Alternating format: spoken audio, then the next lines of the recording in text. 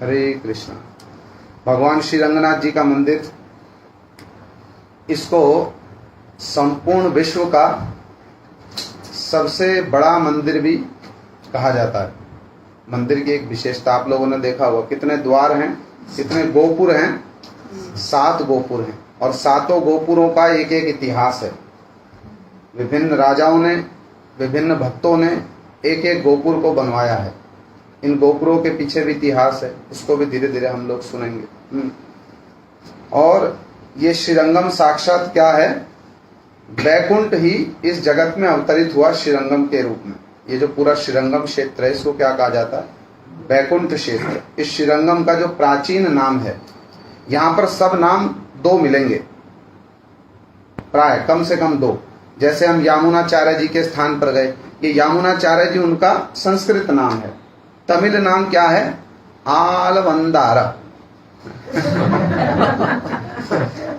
यहाँ बोलने का भी एक तरीका है, उच्चारण का भी एक तरीका है। हमने तो ये देखा, वो कैसे बोलेंगे?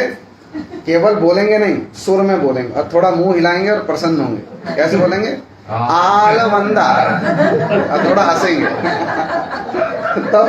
तब समझ में आएगा कि हाँ क्या बोल रहे। जैसे हमारी भाषा में तो कह देंगे राजगोपुर, ये क्या है? ये है राजगोपुर। वो ऐसे नहीं बोलेंगे, पूरा एक तरीका है, प्रेजेंटेशन का एक तरीका। कैसे बोलेंगे? राजगोपुर।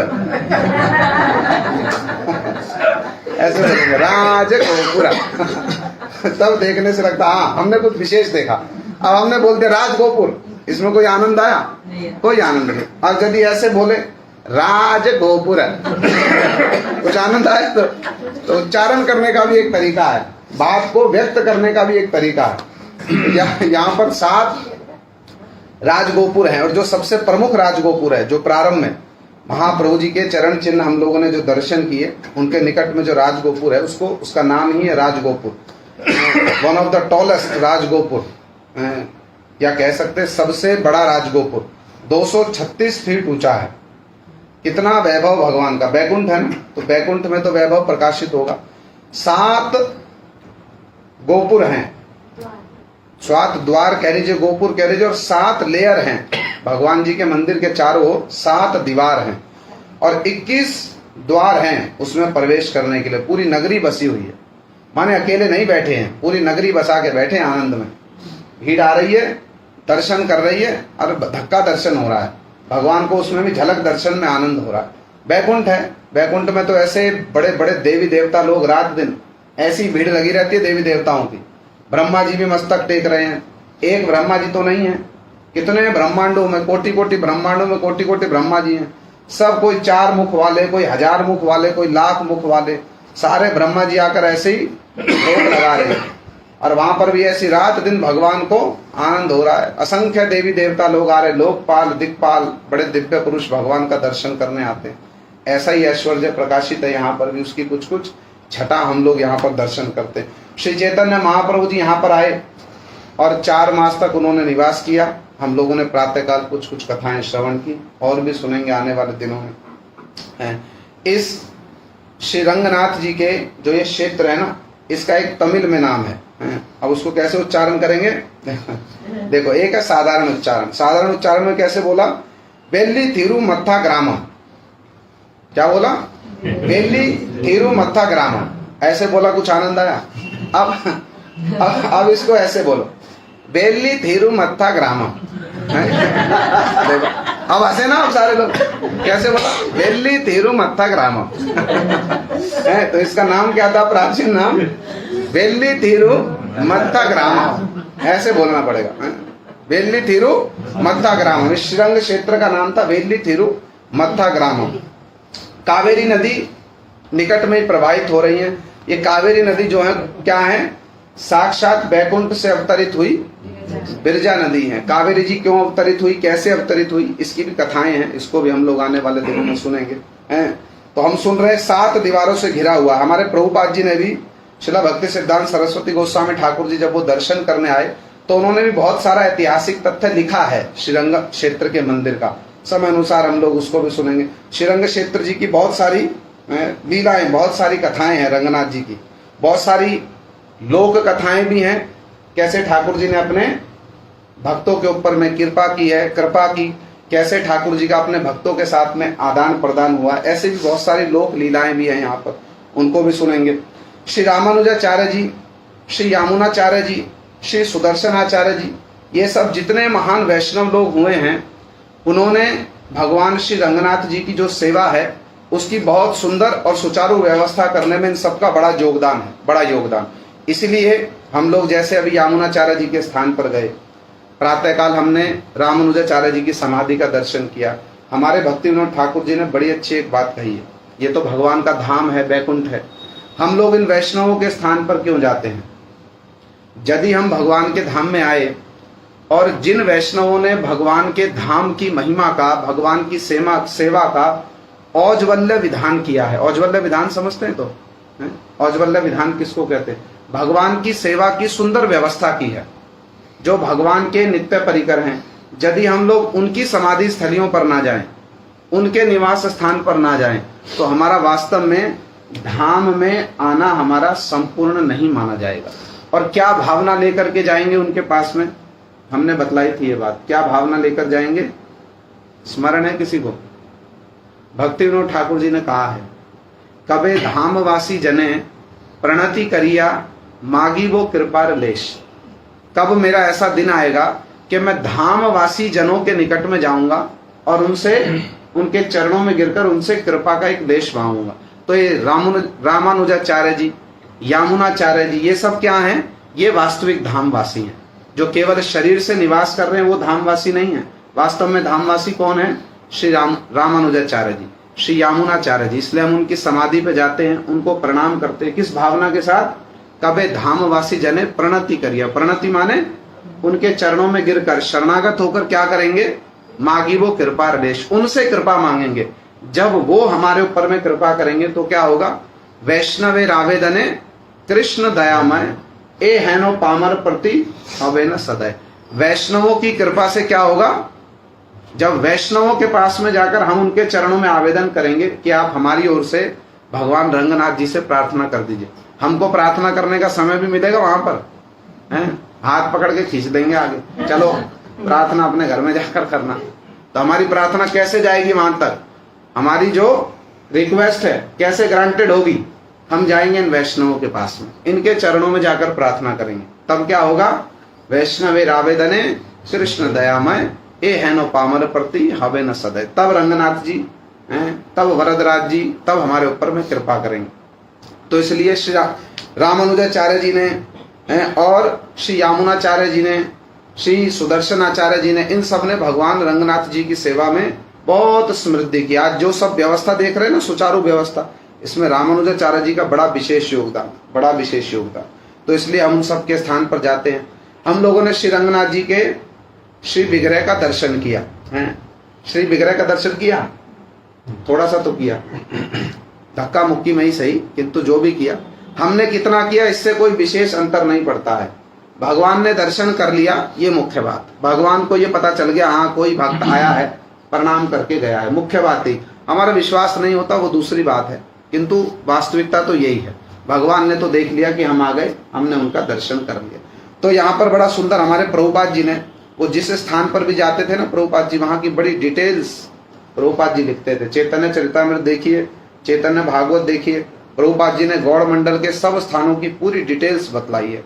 तो जब प्रभुपाद जी दक्षिण भारत की यात्रा पर आए तो भी उन्होंने बहुत सुंदर सुंदर डिटेल्स उन्होंने बतलाई। थोड़ा सा हम उसको भी सुन लेते हैं। कल फिर दर्शन करने जाएंगे तो अम्मा को भी जानकारी मिल जाए कि कहाँ क्या देखना है, यदि देखने का समय सुयोग मिले वहाँ, यदि 1-2 मिनट खड़ा रहने दे तो देख लीजिएगा। भगवान श्री रंगनाथ स्वामी जी, उनका जो श्री विग्रह है 2 भुजाधारी बतला रहे हैं।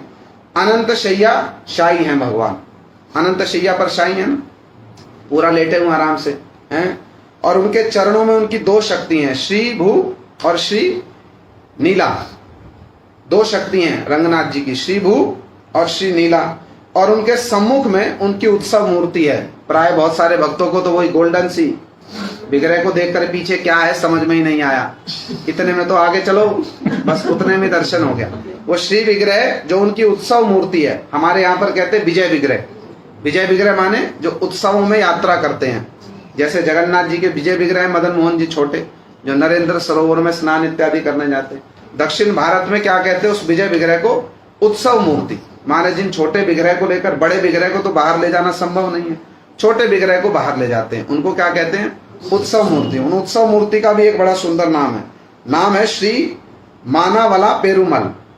ऐसे बोला आनंद आया? कैसे आनंद आएगा? श्री मानावला पेरुमला है, क्या नाम है उत्सव मूर्ति का? श्री मानावला पेरुमला। प्रभु जी अच्छे से करके श्री मानावला पेरुमला। और निकट में ही एक श्री विग्रह है, क्योंकि रंगनाथ जी का इतिहास भी है। उन श्री विग्रह का नाम है तिरुवरंगा। क्या नाम है? तिरुवरंगा। तिरुवरंगा। ये तिरुवरंगा विग्रह कौन है? जब यहाँ पर यवन लोगों ने आक्रमण किया रंगनाथ जी के मंदिर पर, तो रंगनाथ जी यहाँ से शिफ्ट हो गए। कहाँ शिफ्ट हुए? तिरुपति बालाजी के मंदिर में। और वहां से जब वापस लौट करके आए हैं, वो भी पूरा एक इतिहास है। तो मार्ग में एक स्थान पर प्राय 3 वर्ष तक रंगनाथ जी ने निवास किया। तो जब तक रंगनाथ जी यहाँ नहीं थे, फिर जो आने में उनको समय लगा, तब तक कौन से विग्रह की, उनके प्रतिभू विग्रह की जो सेवा होती रही। जैसे वृंदावन में है ना, सब विग्रह कहाँ चले गए? जयपुर चले गए। तो उनके प्रतिभू विग्रह की स्थापना करके वहां सेवा की गई। उन विग्रह का नाम क्या है? तिरुवरंगा। उन विग्रह का नाम है तिरुवरंगा। वो रंगनाथ जी के प्रतिभू विग्रह हैं। और रंगनाथ जी के श्री चरणों में विभीषण जी भी विराजमान है। रंगनाथ जी के श्री चरणों में विभीषण जी भी विराजमान। क्यों विराजमान, इस कथा को हम लोग सुनेंगे। और देखा एक स्वर्ण का विमान है, बड़ा सुंदर। देखा तो था ऊपर, वो जो स्वर्ण का विमान है वही बैकुंठ से अवतरित हुआ है। पूरा सोने की नक्काशी है उसके ऊपर में, स्वर्ण की नक्काशी।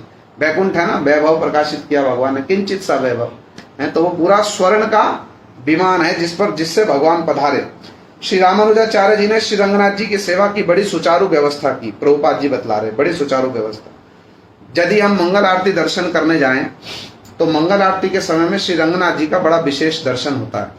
वो विशेष दर्शन क्या है? जैसे हमने दर्शन किया ना नरसिंह भगवान जी के मंदिर में, प्रहलाद वरदा, प्रहलाद वरदा, प्रहलाद वरदा नरसिंह जी का दर्शन किया। वहां प्रातः काल क्या सुंदर दर्शन था। पहले गौ माता आएंगी और गौ माता के पृष्ठ भाग को, जहां से वो दूध देती हैं, उस पृष्ठ भाग का ठाकुर जी दर्शन करेंगे। तो रंगनाथ जी के मंदिर में भी ये विधि है। प्रातः काल सबसे पहले गौ माता आएंगी और एक हाथी भी आएंगे, हस्ती देव भी आएंगे।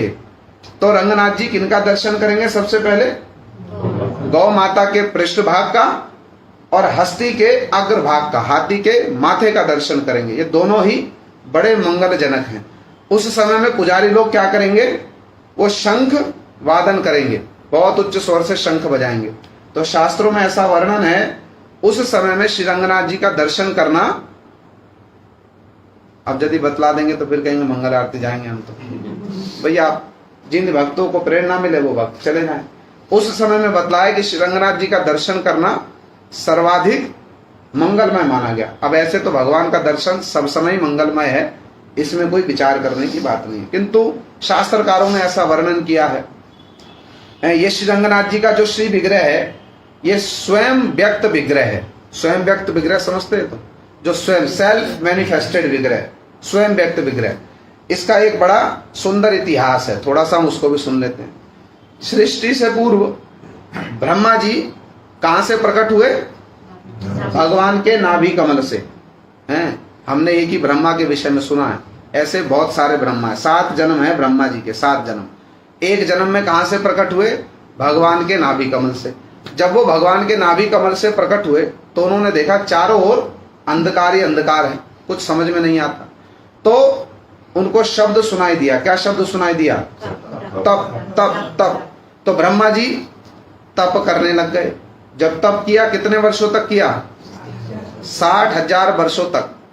भिन्न भिन्न पौराणिक कथाओं में भिन्न भिन्न वर्णन मिलता है। जो भी हो, 60,000 वर्षों तक ब्रह्मा जी ने तपस्या की। और क्या हुआ? भगवान ने उनको गोपाल मंत्र, काम गायत्री इत्यादि उनको प्रदान किया।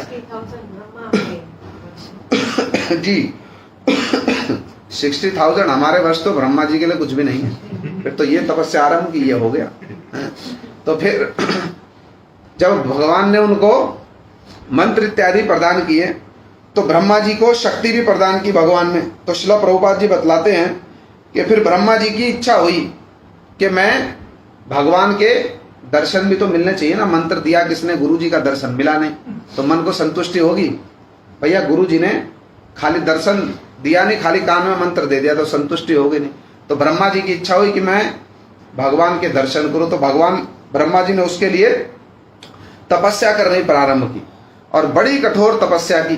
ब्रह्मा जी की तपस्या से संतुष्ट होकर के भगवान, ये जो रंगनाथ जी है ना, अभी जो दर्शन कर रहे विमान में, भगवान ब्रह्मा जी के सामने क्या हुए? प्रकट हुए। ऐसा वर्णन आया, प्रभुपाद जी बतला रहे, भगवान ब्रह्मा जी के सामने प्रकट हुए। ऐसे ही गरुड़ जी के ऊपर विराजमान होकर विमान में भगवान प्रकट हुए और भगवान ने ब्रह्मा जी से क्या कहा? ब्रह्मा जी मैं स्वयं व्यक्त विग्रह हूं, अपनी इच्छा से प्रकट हुआ हूं। ये मत समझ लेना कि आपकी तपस्या से संतुष्ट होके मैं प्रकट हो गया। ये तो कहा जाता है तपस्या से संतुष्ट होकर प्रकट हो गए। भगवान की इच्छा है 100 साल में प्रकट हो जाएं, ना प्रकट होने को 1000 साल करते रहो। स्वयं भगवान है तो ऐसा ही है। तो अद्वैताचार्य जी ने तपस्या की, भगवान की आराधना की। अद्वैताचार्य जी की इतनी महिमा क्यों है? क्यों है इतनी महिमा? हम इतना अद्वैताचार्य जी का गुणगान जो करते, महाविष्णु है, महाविष्णु जगत करता माया या सजत तदा तस्य अवतारेवायम अद्वैताचार्य ईश्वर। महाविष्णु है साक्षात अद्वैताचार्य जी, ये तो उनकी महिमा है ही है। किंतु हम जो गौड़ीय वैष्णव हैं, हमारे लिए महाविष्णु स्वरूप जो अद्वैताचार्य जी है, उनकी इतनी महिमा क्यों है? क्योंकि श्री चैतन्य महाप्रभु जी कलयुग में आविर्भूत होते, किंतु कब होते ये कोई ठीक नहीं था। समझ आ रही तो बात? कब होते कोई ठीक नहीं था, किंतु अद्वैताचार्य जी की आराधना से संतुष्ट होकर शीघ्र आ गए। नहीं तो कब आते? कलयुग की प्रथम संध्या में ही आ गए, नहीं तो आते 1000, 2000, 5000 साल बाद। भगवान का कोई ठीक है? इच्छा है उनकी, तो स्वतंत्र भगवान है, इसलिए अद्वैताचार्य जी की महिमा है ना। तो इसलिए भगवान आए अपनी इच्छा से, हैं? ब्रह्मा जी ने तपस्या की, संतुष्ट हो गए। अच्छा, अच्छी बात है, आप दर्शन करना चाहते हो, आपको दर्शन देंगे। तो भगवान ने ब्रह्मा जी से क्या कहा? भैया हम स्वयं व्यक्त हैं, अपनी इच्छा से प्रकट हुए। तो भगवान इस पूरे भारतवर्ष में 8 स्थानों पर ठाकुर जी ऐसे स्वयं व्यक्त के रूप में प्रकट हुए, 8 स्थानों पर। तो प्रभुपाद जी बतला रहे कौन कौन सा स्थान। एक ये श्रीरंगम, सबसे पहले कहां प्रकट हुए? श्रीरंगम में। दूसरा स्थान है श्री मुशानम, यही तमिलनाडु में एक और स्थान है जहां भगवान वरादेव जी और भूदेवी उनके रूप में भगवान का दर्शन है। एक हुआ श्रीरंगम, दूसरा श्री मुशानम, तीसरा हमने दर्शन किया श्री वेंकटाद्री तिरुपति बालाजी, चौथा श्री तोताद्री, पांचवा पुष्कर, छठा शालग्राम के रूप में भगवान होते तो गंडकी नदी में स्वयं व्यक्त हैं, अपने आप होते हैं। और सातवां नैमिषारण्य भगवान वन के रूप में प्रकट हो गए, और 8वां बद्रीनाथ जी। ये 8 रूप में भगवान जो हैं स्वयं व्यक्त हैं, स्वयं प्रकट हुए हैं। जब भगवान ब्रह्मा जी के सामने स्वयं व्यक्त होकर प्रकट हो गए तो ब्रह्मा जी भगवान के श्री विग्रह को, जिसका हम लोगों ने दर्शन किया, कहाँ ले गए? सत्यलोक में ले गए उनको। कहाँ ले गए?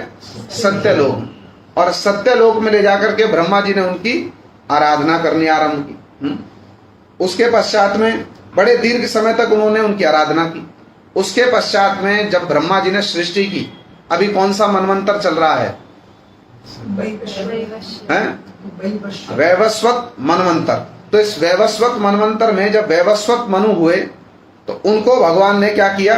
ब्रह्मा जी ने श्री रंगनाथ जी की सेवा का दायित्व उनको दे दिया। वैवस्वत मनु उनकी सेवा करने लगे। अब जब उसी परंपरा में एक बड़े महान राजा हुए, आप लोगों ने नाम सुना होगा, महाराज इक्ष्वाकु, सुना है? तो किसके पूर्वज थे?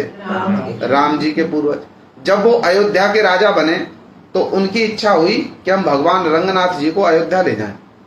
किंतु जब ब्रह्मा जी से प्रार्थना की, ब्रह्मा जी इतनी जल्दी मानेंगे? भैया हमने कितने वर्ष तपस्या की, आप भी थोड़ी करो। ऐसे थोड़ी ना कह देंगे हाँ ले जाओ, इतना सस्ता थोड़ी है। तो उन्होंने 100 वर्ष तक बड़ी कठोर तपस्या की। बड़ी कठोर तपस्या किस लिए तपस्या की? रंगनाथ जी को कहां से? सत्यलोक से। देखो पहले तो बैकुंठ से प्रकट हुए, बैकुंठ से प्रकट होके कहां चले गए? सत्यलोक में चले गए। घूमना बड़ा पसंद है उनको। सत्यलोक में वहां सेवा ग्रहण की। उसके पश्चात 100 वर्ष तक इक्ष्वाकु महाराज जी ने जब तपस्या करके ब्रह्मा जी को संतुष्ट किया, ब्रह्मा जी ने आज्ञा दी तो कहां आ गए? अयोध्या में आ गए। भगवान श्री रंगनाथ जी का यही श्री विग्रह कहां सेवित हुआ? अयोध्या में सेवित हुआ। उसी इक्ष्वाकु वंश में जब भगवान राम स्वयं आए तो ये श्री रंगनाथ जी उनके इष्ट देव हो गए। भगवान राम जी स्वयं इन्हीं रंगनाथ जी की सेवा पूजा किया करते थे। भगवान स्वयं ही अपनी सेवा पूजा की शिक्षा दे रहे। बड़े दीर्घ समय तक भगवान राम ने उनकी सेवा पूजा की। जब भगवान लंका गए, लंका विजय करके लौटे, उसके पश्चात में जब भगवान का राज्याभिषेक हो गया राम जी का, तो 1 मास तक उत्सव चला अयोध्या में, पूरे 1 मास तक। हम तो 1 दिन की दिवाली मना लेते हैं, अयोध्या में तो 1 मास तक तो उत्सव चला। सारे भगवान के जितने अनुचर हैं, सुग्रीव, अंगद, बाली, हनुमान जी, विभीषण जी, सारे अयोध्या में भगवान राम जी के साथ में उत्सव मना रहे हैं। अब 1 मास के पश्चात जब उत्सव शेष हुआ, सब वापस जाएंगे। किसी की भी इच्छा नहीं हो रही भगवान राम को छोड़ के जाने की। होगी? इतना आनंद उत्सव चल रहा है, कोई दायित्व तो नहीं है, इच्छा होगी? भगवान राम के अनुगत्य में जीवन आनंद में कट रहा है। सेपरेट रूम मिला हुआ है, भोजन समय से मिल जाता है, इतना है। अब जब घर जाना पड़ेगा तो फिर अपने आप व्यवस्था करो, रसोई बनाओ, सब घर की सफाई करो, ये करो वो। इच्छा होगी? यहाँ तो बस जाके ये पूछना होता, प्रभु हमारा चाबी दे दो, हमारा कमरा कौन सा है? जाने की इच्छा होगी? ऐसे ही राम जी ने सबको सेपरेट रूम दे रखा है, प्रसाद की व्यवस्था है, सबके अपने राज्य में जाने की इच्छा होगी। अच्छा, राज्य में जाए भी क्यों? राज्य की सुरक्षा करनी पड़ेगी। अब तो भगवान राम की शरण में है ना, भगवान अपने आप देख लेंगे। किंतु जब जाएंगे तो थोड़ी बहुत दायित्व तो हमें भी उठाना पड़ेगा। किसी का मन नहीं कर रहा जाने का, किंतु जाना तो पड़ेगा, जाना तो हमें भी पड़ेगा, है ना भैया? तो भगवान राम ने जब सबको विदाई दी, सुग्रीव जी अपने राज्य की ओर चले। अब सुग्रीव जी के साथ में तो कुछ परिकर लोग हैं ना, अंगद जी हैं, नर है, नील है, मन लग जाएगा। हनुमान जी तो वहीं रहेंगे। बाकी सब सुग्रीव जी अपनी सेना को लेकर चले। बाहर से कितने लोग आए थे? आए तो बहुत सारे, किंतु जितनी वानर जाति थी वो प्राय सब सुग्रीव जी के साथ में चल पड़े। तो सुग्रीव जी के साथ में तो बहुत सारे लोग हैं ना, उनका मन लग जाएगा। विभीषण जी भी आए थे। विभीषण जी के राज्य में तो कोई नहीं बचा। कोई बचा था? 1.25 लाख नाती और 1.25 लाख पोते। क्या ऐसा ही होता? तो रावण के विषय में एक भी नहीं बचा। 1.25 लाख नाती, तब भी उसके घर में कोई दिया बाती देने वाला नहीं। अब विभीषण जी जब वापस जाने लगे, उनका तो मन बड़ा उदास हो गया। भाई आप सबका तो मन फिर भी लग जाएगा, हमारा मन कैसे लगेगा? लंका में कोई है नहीं लंका में। तो विभीषण जी ने भगवान राम जी से प्रार्थना की। तो विभीषण जी ने बड़ा त्याग किया भगवान राम जी की सेवा के लिए। बड़े अपमान भी सहे, रावण ने लात भी मारी, बड़े अपशब्द भी कहे। आज तक भी जगत के लोग क्या कहते हैं? घर का भेदी लंका ढाए। आज तक भी उनको अपमान झेलना पड़ रहा। किंतु भगवान की सेवा के लिए विभीषण जी ने सब स्वीकार कर लिया। पूरी लंका जल गई, कोई नहीं बचा लंका में। तो भगवान की भी उनके प्रति बड़ी प्रीति थी। जब विभीषण जी जाने लगे, मन बड़ा उदास हो गया। प्रभु लंका में तो कोई नहीं है, मन कैसे लगेगा? कैसे मन लगेगा लंका में, है? तो भगवान राम ने क्या कहा? अच्छा, आपको हम अपनी सबसे प्रिय वस्तु देंगे। क्या सबसे प्रिय वस्तु? आप ये श्री रंगनाथ जी को ही ले जाओ। ये रंगनाथ जी मेरा ही स्वरूप है, मैं ही रंगनाथ जी के रूप में आपके साथ चल पड़ता हूं। तो आपका मन भी लग जाएगा, हमारी सेवा पूजा करते रहोगे, आपका मन लगा रहेगा। अब विभीषण जी बड़े संतुष्ट हुए, बड़े संतुष्ट सुनकर। तो बड़े गाजे बाजे के साथ में जो विमान पे भगवान आए थे ना, उसी विमान पे बैठा करके विभीषण जी लेकर के चले लंका की ओर। अब जब लेकर के चले तो चलते चलते कहाँ पहुंचे? इसी श्रीरंग क्षेत्र में पहुंचे। यहीं कावेरी के तट पर प्रतिदिन संध्या वंदन इत्यादि के लिए रुकते थे कहीं कहीं। भगवान और तो कहीं बैठे नहीं। जब यहाँ विभीषण जी लाकर रुके अपने पड़ाव के साथ में, तो भगवान रंगनाथ जी यहाँ आकर बैठ गए। उस समय में यहाँ एक बड़े धार्मिक राजा थे, उनका नाम था धर्मवर्म। वो कभी अयोध्या गए होंगे और उन्होंने अयोध्या में जाके भगवान रंगनाथ जी का दर्शन किया था। जब दर्शन किया तो उनके मन में क्या आया? यदि भगवान रंगनाथ जी कभी मेरे राज्य में पधारे ना, मैं मन प्राण देकर इनकी सेवा करूंगा। भगवान जान गए, यदि कहीं आप भी कल जाके प्रार्थना करो ना, यदि भगवान हमारे घर में पधारे, घर थोड़ा बड़ा बनाना पड़ेगा, बस इतनी बात है। भगवान का विग्रह थोड़ा बड़ा है। भगवान तो मन की भावना को जानने वाले हैं। देखो पूतना ने आकर के बलि महाराज जी के हुआ था ना, जब वो पूतना कौन थी? पहले थी ना एक राजकुमारी, मन मन में क्या विचार आया, आया तो विचार दूध पिलाऊं इसको, तो भगवान ने स्वीकार किया कि नहीं किया। ऐसे ही भगवान मन की भावना को जान लेते हैं। तो राजा धर्मवर्म जब अयोध्या गए थे तो क्या उनके मन में आया, यदि भगवान रंगनाथ जी मेरे राज्य में पधारे, मन प्राण देकर इनकी सेवा करूंगा। ये उन्हीं का ही राज्य था। जब रंगनाथ जी यहाँ पहुंचे ना, तो बस राजा धर्मवर्म ने जब उनका स्वागत सत्कार किया, उनकी इच्छा को जान के रंगनाथ जी यहीं बैठ गए। अब विभीषण जी जब चलने को प्रस्तुत हुए तो भगवान का विमान हिले ही ना, भगवान का विमान आगे को चले ही ना। विभीषण जी बड़े दुखी हो गए, प्रार्थना करने लगे, प्रभु क्या कोई अपराध हो गया मुझसे, क्यों नहीं आप चल रहे हैं। तब रंगनाथ जी ने विभीषण जी को आदेश दिया, देखो भैया हमारी अब यहाँ से आगे कहीं जाने की इच्छा नहीं है। देखो भगवान यदि लंका चले जाते ना, फिर भैया हमको वीजा लगवा के जाना पड़ता लंका दर्शन करने, किंतु भगवान इस भारत भूमि को छोड़कर नहीं जाएंगे। भगवान बड़े चतुर शिरोमणि हैं, भगवान भारत भूमि को छोड़कर नहीं जाएंगे। तो भगवान ने विभीषण जी को क्या कहा, देखो ये बैकुंठ है साक्षात, और ये जो राजा धर्मवर्म है ना, इसकी बड़ी इच्छा है मेरी सेवा करने की, तो मैं इसकी सेवा को स्वीकार करूंगा। अब विभीषण जी तो उदास हो गए। तो भगवान रंगनाथ जी ने उनसे क्या कहा, देखो तुम उदास मत हो, उदास भी मत हो और चिंता भी मत करो, मैं तुमको अपनी सेवा का सुयोग दूंगा। तुम वर्ष में एक बार एक दिन पूरा आकर के मेरी सेवा करना। तो आज तक भी वर्ष में एक दिन विभीषण जी की सेवा मानी जाती है। रंगनाथ जी की पूरे एक दिन की सेवा कौन करते हैं, विभीषण जी करते हैं। और भगवान ने उनको एक और आशीर्वाद दिया। देखो साधारण रूप में तो भगवान का विग्रह कौन सी दिशा में देखते हैं, भगवान का श्री विग्रह पूर्व अभिमुखी होता है, किंतु यहाँ पर देखोगे दक्षिण अभिमुखी है। क्यों, भगवान ने क्या कहा, चिंता मत करो, मैं तुमको एक विशेष आशीर्वाद दे रहा हूं, मैं सदा तुम्हारी लंका की ओर दृष्टिपात करके रखूंगा, तो तुम्हारी रक्षा करने का दायित्व मेरा है, तुम चिंता मत करो। तो भगवान क्या हो गए, दक्षिण अभिमुखी होकर भगवान शय्याशायी हो गए।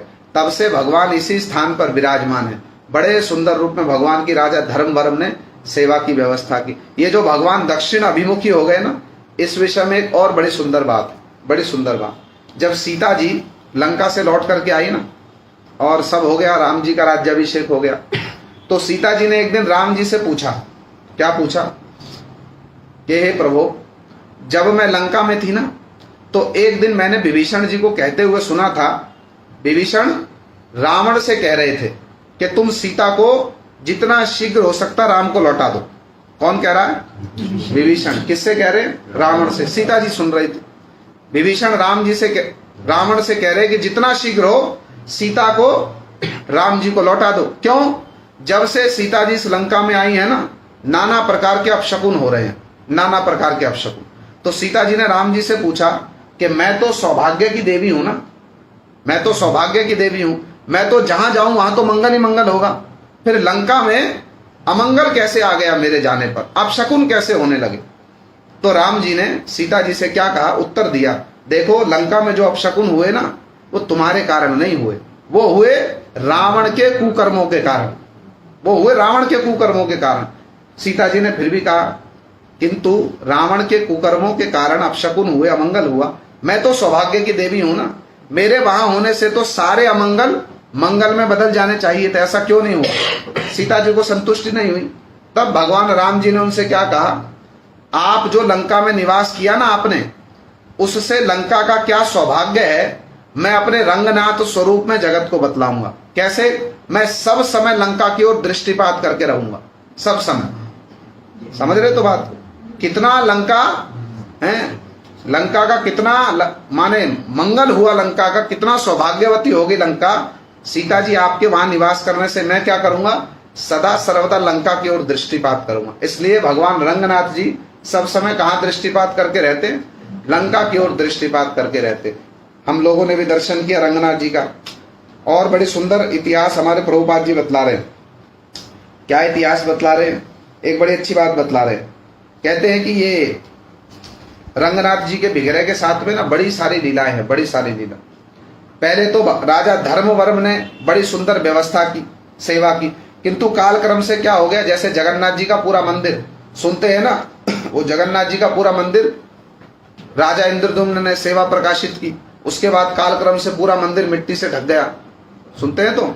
फिर दूसरे राजा आए, कौन से राजा, एक और दूसरे राजा आए, उनके घोड़े की टाप लग गई, फिर मंदिर को प्रकाशित किया। फिर ब्रह्मा जी आए, वाद विवाद हो गया, इंद्रद्युम्न कह रहे हमने प्रकाशित किया, दूसरे राजा कह रहे हमने किया।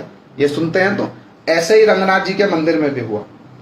राजा धर्मवर्म ने बड़ी सुंदर व्यवस्था की, किंतु काल के प्रभाव से क्या हुआ, मंदिर इत्यादि सब लुप्त हो गए, सब मिट्टी से धूल से ढक गए।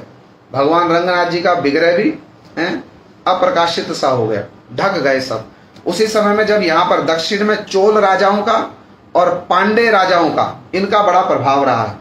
तो जब चोल राजाओं का प्रभाव था, जब वो शासन कर रहे थे, उसी समय में एक चोल राजा जो है ना, वो यहाँ पर आए और यहाँ विश्राम कर रहे होंगे किसी वृक्ष के नीचे। तो एक पक्षी वो वृक्ष के ऊपर बैठ करके एक श्लोक के रूप में भगवान रंगनाथ जी का परिचय प्रदान कर रहा है। किस श्लोक के रूप में, वो पक्षी कह रहा है, कावेरी विरजा स्वयं बैकुंठम रंगनाथ मंदिरम। राजा को सुनाकर कह रहा है वो पक्षी, क्या कह रहा है, कावेरी विरजा स्वयं बैकुंठम रंगनाथ मंदिरम सा वासुदेव पांगेशा प्रत्यक्षम परमम पदम। अरे कावेरी क्या है, ये जो कावेरी का दर्शन कर रहे हो ना, राजा को सुना रहा पक्षी, ये बिरजा है साक्षात, और ये पूरा श्रीरंग क्षेत्र ये बैकुंठ है। और सा वासुदेवो, ये जो वासुदेव जो रंगनाथ जी का श्री विग्रह है ना, ये स्वयं कौन है, प्रत्यक्षम परमम पदम, वो वासुदेव ही प्रत्यक्ष हो रहे जगत जीवों के सामने। कहते विमानम प्रणव आकारम वेदाश्रृंगम, और जो ये विमान है ना, ये क्या है, प्रणव आकारम, ओम के आकार में है। और महा अद्भुतम श्रीरंगशाही, भगवान प्रणव अर्थ प्रकाश का, और ये महा अद्भुतम श्रीरंगशाही, ये जो भगवान श्रीरंगशाही, भगवान जो रंगनाथ जी अनंत जी की शैया पर शयन कर रहे हैं ना, ये भगवान स्वयं कौन है, वासुदेव जी, जो प्रणव के अर्थ को प्रकाशित कर रहे हैं। जब राजा ने सुना, वो समझ गए, बुद्धिमान राजा थे, वो समझ गए यहाँ तो कोई ना कोई विशेषता है। श्लोक के अर्थ को समझकर राजा ने मंदिर को पुनः प्रकाशित करा, और पुनः रंगनाथ जी की सेवा को उन्होंने प्रकाशित करा। तब से लेकर अब तक भगवान रंगनाथ जी की सेवा जो है बड़े सुचारू रूप में चली आ रही है। तो हम लोगों का भी बड़ा सौभाग्य है, हमको भगवान श्री रंगनाथ जी का इतना सुंदर दर्शन हम लोगों को प्राप्त हो रहा है। ये रंगनाथ जी की एक बड़ी सुंदर कथा श्री रामानुजाचार्य जी के विषय में भी वर्णन किया गया, हमारे गुरु वर्गों ने वर्णन किया है, आप लोगों ने सुना भी होगा। जब रामानुजाचार्य जी से स्थान पर निवास करते थे, उन्होंने बड़ा लंबे समय तक यहाँ पर निवास किया।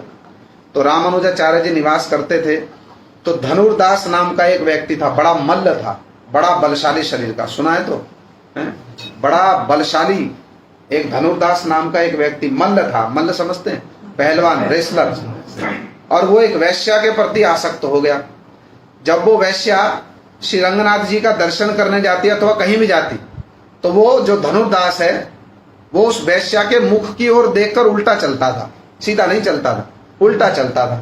तो एक दिन वो वैश्या भगवान रंगनाथ जी का दर्शन करने आई। अब ये कैसे चल रहा है, उल्टा चल रहा, माने ठाकुर जी की ओर तो हो गई पीठ और उस स्त्री की ओर हो गया उसका मुख। उसी समय में वो स्त्री कर रही है ठाकुर जी का दर्शन और उल्टा खड़ा है, स्त्री का दर्शन कर रहा है, ठाकुर जी का दर्शन नहीं कर रहा। बाद में तो बड़े भगवत भक्त हुए, उनके चरणों में प्रणाम है। रामानुजाचार्य जी उसी समय आए, दर्शन कर रहे हैं। उन्होंने देखा भैया ये क्या उल्टी गंगा बह रही है, तो उन्होंने पूछा उससे, अरे भैया मामला क्या है? रामानुजाचार्य जी ने आकर क्या कहा, दया बेकार। आकर क्या कहा, दया बेकार।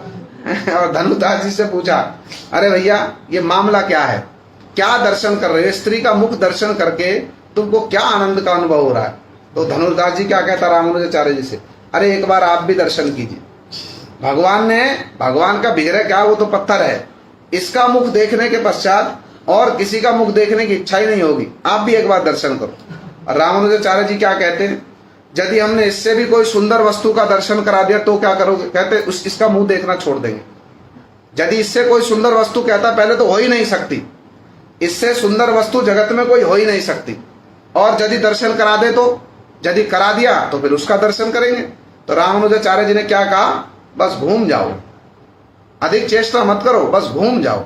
जैसे ही घूमा, भगवान रंगनाथ जी का दर्शन जैसे किया, रामानुजाचार्य जी ने माथे पर हाथ रख दिया ऊपर, और जैसे ही भगवान रंगनाथ जी का दर्शन किया, बस सुध बुध खो बैठे। ऐसी सुध बुध खो बैठे अपने आप को धिक्कार मानने लगे। अरे अपना जीवन नष्ट कर दिया, इतना समय नष्ट कर दिया, क्या इस हाड़ मांस की पुतली को देख देख करके मैंने अपना समय नष्ट किया, बड़ा धिक्कार करने लगे।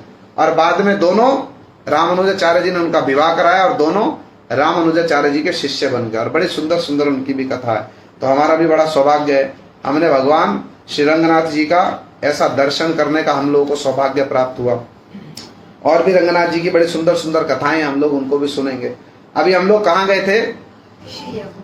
श्री यामुनाचार्य जी की समाधि का दर्शन करने गए। थोड़ा सा यामुनाचार्य जी की कथा सुनो। बड़े वैष्णवों की, भगवान की कथा सुनी, वैष्णव की कथा ना सुनो, कथा पूरी नहीं होगी। और उनकी कथा बड़ी रोचक है, बड़ा सुंदर उसमें विचार आया। ये वैष्णवों ने कैसे हमारे वैष्णव धर्म की जो प्रतिष्ठा की है ना, जो हम लोगों को इतना सहज सरल हो गया। प्राचीन समय में नहीं था भैया ऐसा। शैव लोगों का बड़ा प्राबल्य था, बौद्ध लोगों का बड़ा प्राबल्य था, यवन लोगों का बड़ा प्राबल्य था। उस समय में तो वैष्णव धर्म की रक्षा करना ही बड़ा कठिन था। किंतु इन वैष्णवों ने क्या किया है, बड़ा इन्होंने अपने प्राणों से इस वैष्णव धर्म को इन्होंने सिंचित किया। इसलिए हम लोग बड़े ऋणी हैं, बड़े ऋणी हैं इन सब वैष्णवों के। इसलिए इनके चरणों की बार बार वंदना करनी चाहिए। हमारे लिए तो बड़ा सरल है, कहीं इच्छा हो वहीं चले जाओ, ठाकुर जी का दर्शन कर लो। किंतु प्राचीन काल में बड़ा कठिन था, इतना सहज नहीं था। तो हम लोग आज गए श्री यामुनाचार्य जी की मूल समाधि पर। बड़े महान संत हुए, बड़े महान संत हैं। उनके भाव, उनके लिखे हुए श्लोक, उनके लिखी हुई जो पद हैं, बड़े सिद्धांतों से, बड़े रस से भरे हुए हैं, बड़े रस से और सिद्धांतों से भरे हुए। उनके जीवन की एक दो बड़ी अच्छी अच्छी बातें सुनाता हूँ, बड़ा मन प्रसन्न हो जाएगा सुन करके। जब दक्षिण भारत में चोल राजाओं का शासन था, चोल राजाओं का जब शासन था, उस समय परम पवित्र कावेरी नदी के उत्तर तट पर बसा हुआ एक ग्राम था। उसका नाम था वीर नारायणपुर। क्या नाम था? वीर नारायणपुर। उस वीर नारायणपुर में भगवान के नित्य परिकर श्री यामुनाचार्य जी का शुभ आविर्भाव हुआ। ब्राह्मण कुल में इनका आविर्भाव हुआ। और इनके पिताजी का नाम था श्री ईश्वर मुनि और उनके पिताजी का नाम श्री नाथ मुनि। और ये श्री नाथ मुनि जो हैं, ये भी बड़े श्रेष्ठ वैष्णव हुए। हमारे प्रभुपाद जी से लेकर जीव गोस्वामी जी, सब गोस्वामियों ने इन श्री नाथ मुनि जी की महिमा का वर्णन किया है। बड़े श्रेष्ठ श्रेष्ठ ये सब वैष्णव हुए हैं श्री संप्रदाय के, जिनका वैष्णव धर्म की प्रतिष्ठा करने में, वैष्णव धर्म का प्रचार प्रसार करने में बड़ा योगदान। और हमारे गोस्वामियों के ग्रंथों में भी इन सब का नाम, इन सब के विचार जो हैं वो सुनने को मिलते हैं। प्रभुपाद जी ने तो श्री नाथ मुनि जी की बड़ी महिमा का गुणगान किया है। कभी समय होगा तो हम उनकी महिमा भी सुनेंगे। तो ऐसे श्रीनाथ मुनि जी के पुत्र कौन हुए? श्री ईश्वर मुनि जी। और उनके पुत्र हुए श्री यामुनाचार्य जी। बूझे ब्राह्मण कुल में इनका शुभ आविर्भाव हुआ। और बाल्यकाल से ही 7-8 वर्ष की अवस्था से ही उनके पिताजी ने उनको अंग सहित वेदों का अध्ययन करने के लिए उनको कहाँ भेजा? विद्यालय में भेजा। प्राचीन समय में नियम था, छोटे बालकों को 8 वर्ष की उम्र में क्या होगा? उनका उपनयन संस्कार होगा और गुरुकुल में भेजा जाएगा। और सब वेद वेदांत उपनिषद की शिक्षा वो ग्रहण करेंगे, धारावाहिक रूप में शिक्षा ग्रहण करेंगे, धारावाहिक रूप में। तो इनको भी भेज दिया श्रीनाथ मुनि जी को। अब उस समय में जब छोटे से बालक हैं, गुरुकुल में रहकर पढ़ाई करते हैं, और आयु होगी उस समय में केवल 12-14 वर्ष की। अभी बहुत 12-14 वर्ष क्या होता, बालक ही तो होता 12-14 वर्ष की आयु। उस समय में बड़ी रोचक बात है, सुनना बड़े ध्यान से। जब ये चोल राजा का एक राज पुरोहित था, उसके भिन्न भिन्न नाम आए। 1-2 नाम तो होते नहीं ना, इनके तो कई सारे नाम हुआ करते हैं। तो उसका नाम एक स्थान पर तो जो हमारे प्रभुपाद जी ने और सबने वर्णन किया, उसका नाम था कोलाहल। किसका? चोल राजाओं का राज पुरोहित। और राजा भी उसका बड़ा भक्त था, शिष्य जैसा था उसका, बड़ा पंडित था। क्या नाम था? अब जिसका नाम ही कोलाहल है जिसका नाम ही कोलाहल है, वो कोलाहल ही करता होगा और क्या करता होगा। बड़ा धुरंधर पंडित। अब उसने उस समय में क्या विधि प्रचलित कर दी, वो राज्य में जितने दूसरे पंडित लोग हैं ना, जितने विद्वान लोग हैं, उनके साथ में शास्त्रार्थ करता था, डिबेट करता था। और जिनको हरा देता था उनसे 1 वर्ष में 5 स्वर्ण की मुद्रा विद्या कर के रूप में लिया करता था। समझ रहे बात को? टैक्स लेता था। किस चीज का टैक्स? विद्या कर। पराजित कर दिया शास्त्रार्थ करके और उनसे टैक्स लेता था। कितना? 5 स्वर्ण मुद्रा। बतलाओ, विद्या पर भी कर ले रहे हैं। अब उसका तो नाम कोलाहल वास्तव में सार्थक है। ऐसा कोलाहल मचा रखा होगा उसने उस समय में, सबको परास्त कर दिया। तो ये श्री यामुनाचार्य जी, ये जिनके विद्यालय में पढ़ते थे ना, उनका नाम भी वर्णन आया यहाँ पर। ये जिनके विद्यालय में पढ़ते थे वो भी, उनका नाम था महाभाष्य भट्ट। क्या नाम था? महाभाष्य भट्ट। उनको भी इस कोलाहल ने पराजित कर दिया और उनसे भी प्रत्येक वर्ष 5 स्वर्ण की मुद्रा विद्याकर के रूप में वो वसूलता था और स्वयं तो जाता नहीं था, अपने किसी शिष्य को भेज दिया करता था। और जब विजय हुआ, किसी को पराजित कर दिया, तो उससे लिखवा लिया करते थे।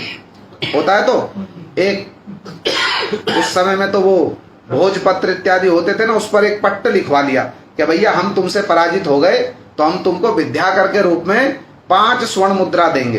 तब तक देना पड़ेगा जब तक तुमको पराजित नहीं कर देंगे, तब तक देना पड़ेगा, माने पूरा जीवन भर ही देना पड़ेगा, अथवा उसको पराजित करो। तो ये महाभाष्य भट्ट जी जो है ना, ये भी पराजित हो गए। अब इन्हीं के विद्यालय में श्री यामुनाचार्य जी पढ़ा करते थे, किंतु श्री यामुनाचार्य जी को इस बात का आभास नहीं था कि हमारे गुरुजी जो हैं उनको भी ये कोलाहल ने परास्त कर दिया और हमारे गुरुजी को प्रत्येक वर्ष कितनी स्वर्ण मुद्रा देनी पड़ती हैं? 5 स्वर्ण मुद्रा। अब एक दिन, और ये जो महाभाष्य भट्ट थे ना, ये बड़े निर्धन थे, बड़े निर्धन। तो ये बेचारे 2 वर्ष तक मुद्रा नहीं दे सके, निर्धन थे ना, 2 वर्ष तक मुद्रा नहीं दे सके। तो कितना कर्जा हो गया? 10 स्वर्ण मुद्रा हो गई। अब एक दिन वो किसी कार्य से गए हुए थे बाहर, यामुनाचार्य जी अकेले थे विद्यालय में। उसी समय में वो जो कोलाहल था ना राजपुरोहित, उसका एक छात्र आया और वो जो लिखा हुआ था ना, उस पत्र को लेकर के आया, क्योंकि वो दिखाना पड़ेगा। किस लिए आया? वार्षिक के बड़ा सम्मान पूर्वक नहीं, असम्मान पूर्वक पूछा, अरे कहाँ है रे तेरे गुरुजी? हैं? यामुनाचार्य जी थे बड़े शील स्वभाव के, शांत विनयी स्वभाव के। उन्होंने पूछा, उत्तर तो दे सकते थे किंतु पहले पूरी जानकारी तो नहीं। तो उन्होंने पूछा, भैया क्या मैं पूछ सकता हूं आपसे, आप इस प्रकार से मेरे गुरु दूत को भेजा था। उसने उत्तर दिया, तुमको पता नहीं है मैं कौन हूं? तो यामुनाचार्य जी ने कहा, पता कैसे चलेगा जब तक तुम बताओगे नहीं? पता कैसे चलेगा जब तक बताओगे नहीं तुम कौन हो? तो उसने बतलाया, अरे मैं पूरी पृथ्वी के एकमात्र दिग्विजयी पंडित कोलाहल का मैं शिष्य हूं। आए किस लिए हो, यहाँ क्यों पधारे हो, किस कारण से पधारे हो, ये भी बतला दो। अरे तेरे गुरुजी से कर वसूलने आया हूं, 2 वर्ष से तेरे गुरुजी ने कर नहीं दिया, 10 स्वर्ण मुद्रा का कर हो गया, इस बार तो लेकर के ही जाऊंगा, इस बार तो लेकर के ही जाऊंगा। यामुनाचार्य जी ने पूछा, भैया कैसा कर, कौन सा कर वसूलने आए हो, किस बात का टैक्स है, ये भी बतला दो। उसने बतला दिया, विद्या कर वसूलने आया हूं। सुनकर यामुनाचार्य जी बड़े आश्चर्य में पड़े, भैया ये तो अभी तक सुना नहीं था हमने कोई, ये कौन सा टैक्स है, विद्या कर, ये कौन सा टैक्स है? जब सुना उन्होंने तो उन्होंने, अब जब सारी बात समझ में आ गई ना यामुनाचार्य जी को, अब शिष्य हैं, गुरु जी के प्रति ऐसी कटुक्ति उन्होंने सुनी, तो शिष्य के मन में तो स्वाभाविक रूप में थोड़ा रोष आएगा। तो उन्होंने क्या किया, तनिक उस पत्र को दिखला दो जिस पर ये लिखा हुआ है। उसके हाथ से पत्र लिया, लेकर के फाड़ दिया उसको। सबसे पहला कार्य क्या किया, वो फाड़ दिया उस पत्र को। अब उसने जब देखा रे पत्र फाड़ दे, तो बड़ा क्रोधित हुआ और यामुनाचार्य जी ने उसको उत्तर दिया, तेरा कैसा गुरु है जिसने तुझको ये शिक्षा नहीं दी कि किसी दूसरे के गुरुजी का नाम किस प्रकार उच्चारण करना चाहिए, कैसे उनको सम्मान देना चाहिए। तो तेरी और तेरे गुरु दोनों की विद्या व्यर्थ है, तेरी और तेरे गुरु दोनों की विद्या व्यर्थ है, हैं? यहाँ पर उनकी वैष्णवता में कोई हानि हुई? हानि हुई नहीं, कोई वैष्णवता में हानि नहीं। यदि गुरु वैष्णव का कोई अपमान करे, यदि गुरु वैष्णव के सम्मान में कोई हानि करे, तो हमारे शास्त्रों का, गुरुवर्गों का नियम है, उनके वचन है क्या, जितना तुम्हारा सामर्थ्य है उस सामर्थ्य को लेकर उनका प्रतिवाद करो। यदि प्रतिवाद नहीं करोगे तो क्या होगा, अपराध लगेगा, अपराध लगेगा, प्रत्यवाय होगा। गुरुजी की कोई निंदा कर रहा है, पूर्वाचार्यों की कोई निंदा कर रहा है, यदि और कुछ नहीं कर सकते हो, सामर्थ्य नहीं है, तो स्थान को छोड़कर चले जाओ। और कुछ नहीं, ऐसा नहीं कि व्यवस्था विधि नहीं दी है, सबके लिए विधि दी है। यदि कोई निर्बल है, शास्त्र का ज्ञान नहीं है, कोई शारीरिक बल नहीं है, कुछ नहीं कर सकते, तो क्या करो, स्थान छोड़कर चले जाओ और वस्त्र सहित स्नान करो। ये तो कर ही सकता है ना प्रत्येक व्यक्ति, ये तो कर ही सकता है। शास्त्रार्थ ना भी कर सके कोई बात नहीं, उसकी बात का खंडन ना कर सके कोई बात नहीं, किंतु कुछ ना कुछ तो प्रतिक्रिया देनी पड़ेगी। यदि प्रतिक्रिया नहीं दी तो क्या होगा, अपराध लग जाएगा। हम लोग गए थे तिरुपति बालाजी, वहां की कथा नहीं सुनाई आप लोगों को, अगली बार सुनाएंगे इसलिए छोड़ दो। किंतु वहां भी यही बात हुई थी। भृगु मुनि जो है ना, वो सभा में विचार चल रहा था, ब्राह्मण लोग यज्ञ कर रहे थे, भृगु मुनि वहां पर पहुंचे। सुना है तो तीनों देवों की परीक्षा करने के लिए निकले, सुना है ना कथा। जब वो विष्णु जी के वहां गए थे ना, तो क्या किया था, लात मार दी थी। तो लात मारी तो किसने देखा, लक्ष्मी जी ने। इसीलिए लक्ष्मी जी उस स्थान को छोड़ करके भूलोक में आ गई और उनके पीछे पीछे भगवान नारायण आए, इसलिए बालाजी के रूप में यहाँ पर आ गए। पूरी कथा फिर सुनाएंगे क्यों आई लक्ष्मी जी। लक्ष्मी जी के मन का विचार था, भैया विष्णु जी के वक्ष स्थल पर लात मारी, ये लात मारते हुए हमने देख लिया, अपराध होते हुए हमने देख लिया, और तो कुछ कर नहीं सकते, ये तो ब्राह्मण है, और तो कुछ कर नहीं सकते, तो स्थान को छोड़कर चले जाएंगे। समझ रहे बात को। तो इतना सामर्थ्य तो है कि स्थान को छोड़ सकते हैं। सुन भी लिया गुरु वैष्णव की निंदा, बैठे भी वहीं पर हैं, तो क्या होगा, अपराध लगेगा, भारी अपराध लगेगा। कुछ ना कुछ तो प्रतिवाद करना पड़ेगा, यदि ना करो स्थान छोड़कर चले जाओ। गुरु जी की बात सुनाऊं एक बड़ी अच्छी, हमने पहले भी सुना है, आप लोगों ने सुनी होगी। गुरु महाराज जी बतला रहे थे अपने मुख से, वो कभी दक्षिण भारत में आए होंगे कहीं पर, हमारे गुरु जी दक्षिण भारत में आए थे, तो कहीं पर विद्वत सभा में गुरु महाराज जी गए हुए थे। बहुत प्राचीन समय में हमने सुना, उनके मुख से ही सुना, गुरु जी के मुख से ही। तो गुरु महाराज जी कहीं विद्वत सभा में थे, वहां पर कोई विश्वविद्यालय में, यूनिवर्सिटी में कोई कार्यक्रम होगा, और वहां पर गुरु महाराज जी, उनको भी निमंत्रण किया गया। तो उस यूनिवर्सिटी का जो वाइस प्रिंसिपल था, वाइस प्रिंसिपल ना प्रिंसिपल, संस्कृत का बहुत बड़ा पंडित था, बहुत बड़ा पंडित। अब वो सब लोग बैठे हैं, विचार सभा चल रही है, बहुत सारे लोग बैठे हैं। समझ में आ रही है तो बात। कहाँ गए थे गुरु जी, हैं सुन रहे हो तो ढंग से, समझ में आ रहा है तो हैं। तो दक्षिण भारत गए, वहां संस्कृत के विश्वविद्यालय, संस्कृत विद्यालय में, महाविद्यालय में एक धर्म सभा हो रही है, और उसी संस्कृत महाविद्यालय का जो वाइस प्रिंसिपल अथवा कोई प्रिंसिपल, बहुत बड़ा गणमान्य व्यक्ति, उसने हरि कथा बोलते बोलते विश्वनाथ चक्रवर्ती ठाकुर जी की टीका पर प्रश्न उठा दिया, जीव गोस्वामी जी के विचारों पर प्रश्न उठा दिया। क्या प्रश्न उठा दिया, गीता की टीका में एक स्थान पर भगवान ने जो कहा है ना, गुरु महाराज जी बतला रहे थे, वो संस्कृत के विद्वान ने विचार दिया कि भगवान ने कहा है मेरे लिए क्या करो, मत करते त्यक्त स्वकर्माणस त्यक्त स्वजन बांधवा। जो मेरा भक्त है ना, वो मेरे लिए सब कुछ छोड़ देता है। तो वो जो संस्कृत का जो वो स्कॉलर था, उसका कहना था कि भाई जिस स्थान पर भी आप हो ना, उसी स्थान पर रहो। जिस स्थान, अगर अपने घर में हो तो अपने घर में रहो। अब पता नहीं ये बात कितनी डाइजेस्ट होगी, किंतु देखो सुन करके। तो क्या कह रहा है, उसका कहना है घर वर छोड़ने की कोई आवश्यकता नहीं है, जिस स्थान पर हो उसी स्थान पर रहकर भगवान का भजन करो। और विश्वनाथ चक्रवर्ती ठाकुर जी, जीव गोस्वामी जी के विचारों पर कुछ कटाक्ष कर दिया उस व्यक्ति ने। गुरु महाराज जी बतला रहे कथा में, जब हमने सुना उसकी बात को, गुरु जी कह रहे तो हमारे तन बदन में आग लग गई। क्यों आग लगनी चाहिए कि नहीं, पूर्व आचार्यों के विषय में उनके विचार पर कोई एक कटौती कर रहा है, तन बदन में तो आग लगनी चाहिए। यही वास्तविक शिष्य का लक्षण भी है। तो गुरु जी कहते हैं हमारे तन बदन में आग लग गई। अब जब गुरु जी के बोलने की बारी आई, तो देखो महाविद्यालय है, संस्कृत का बहुत बड़ा पंडित है, उसी विद्यालय का वाइस प्रिंसिपल ना प्रिंसिपल है, गणमान्य व्यक्ति है, तो बहुत प्रोमिनेंट व्यक्ति। और गुरु महाराज जी को जब बोलने का विचार आया, बोलने का समय आया, तो गुरु महाराज जी ने क्या उत्तर दिया। गुरु महाराज जी कहते जो इनकी बात अभी हमने सुनी ना, हम उससे बिल्कुल भी सहमत नहीं है, बिल्कुल भी सहमत नहीं है। इन्होंने वास्तव में जीव गोस्वामी जी, विश्वनाथ चक्रवर्ती ठाकुर जी के विचारों को कभी स्पर्श ही नहीं किया। यदि स्पर्श किया होता तो ये ऐसी बात नहीं कह सकते थे। क्यों? क्योंकि हमारे विश्वनाथ चक्रवर्ती ठाकुर जी, जीव गोस्वामी जी, रघुनाथ दास गोस्वामी जी, सबका विचार है केवल मन से त्याग करने से नहीं होगा, स्वरूपतः भी त्याग करना पड़ेगा। स्वरूपतः माने भैया शरीर से भी सब कुछ त्याग करना पड़ेगा। जैसे रघुनाथ दास गोस्वामी जी, उनका मन क्या भगवान के चरणों में नहीं था, फिर भी स्वरूपतः त्याग करके आए तो ब्रज में, तो स्वरूपतः भी त्याग करना पड़ेगा। और वो क्या कह रहा था प्रिंसिपल, स्वरूपतः त्याग करने की कोई आवश्यकता नहीं, जा रहो वहीं भजन करो, मस्त मन मन से भजन करो। मन मन से भजन हो जाएगा, मन मन से भजन हो जाएगा, स्वरूपतः त्याग करना पड़ेगा। और गुरु महाराज जी ने धे धनाधन उनकी सारी बातों का खंडन किया। क्या आपने तो जीव गोस्वामी जी की टीका को देखा नहीं, आपने तो विश्वनाथ चक्रवर्ती ठाकुर जी की टीका को देखा नहीं। तो वो था संस्कृत का बहुत बड़ा पंडित, वो क्या कहता है गुरु जी से, अरे ऐसी टीका तो मैं रोज बना दूं, ऐसी टीका तो मैं रोज बना दूं। तो गुरुजी ने उससे कहा ऐसी टीका मैं रोज बना दूं, आज तक एक बनाई है? कह तो रहा है कि ऐसी टीका मैं रोज बना दूं, आज तक एक टीका बनाई है? करके दिखलाओ टीका। और तुम इतना अपने आप को अभिमान कर रहे हो कि तुम जीव गोस्वामी विश्वनाथ चक्रवर्ती ठाकुर जी के रैंक में अपने आप को तुम मानते हो। इतना उसका खंडन किया भरी सभा में। और गुरुजी कहते सारी सभा एकदम निस्तब्ध, पिन ड्रॉप साइलेंस। सारे लोग सोच रहे भैया ये कौन महाराज जी आए हैं, कौन सन्यासी हैं, हमारे ही महाविद्यालय में आकर हमारे प्रिंसिपल को धो रहे हैं, ये कौन है?